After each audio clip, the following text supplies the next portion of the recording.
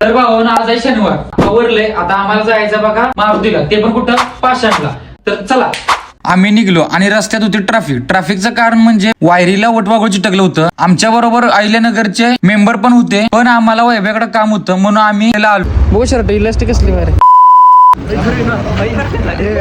लई इलास्टिक आहे. आम्हाला एक शूट होतं म्हणून वैभ्याचा कॅमेरा आम्ही घेऊन गेलतो, तर त्याला तोच कॅमेरा द्यायचा होता म्हणून आम्ही इथं आलेलो. आणि एवढ्या दिवसात भेटलं म्हणून वैभ्याला म्हटलं जरा खर्च कर आमच्यावर.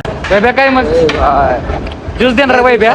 वैभ्याला जरा चांगलंच फाडलं आम्ही तिथनं आणि परत पिऊन निघालो. तिथनं आम्ही आलो का बाणेर रोडला. परसो आणि मेंबर आम्ही निघालो लोकेशनवर. आणि हे मंदिर 200 वर्ष जुनं पेशवाई काळातील हनुमान मंदिर आहे. हे फक्त एक तर भावानं आज आहे शनिवार आवरलंय. आता आम्हाला जायचं बघा मारुतीला, ते पण कुठं पाषाणला. तर चला.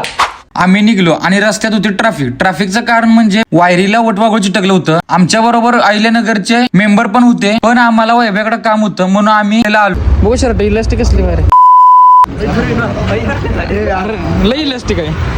आम्हाला एक शूट होतं म्हणून वैभ्याचा कॅमेरा आम्ही घेऊन गेलतो, तर त्याला तोच कॅमेरा द्यायचा होता म्हणून आम्ही इथं आलेलो. आणि एवढ्या दिवसात भेटलं म्हणून वैभ्याला म्हटलं जरा खर्च कर आमच्यावर. वैभ्या काय मग ज्यूस देणार वैभ्या?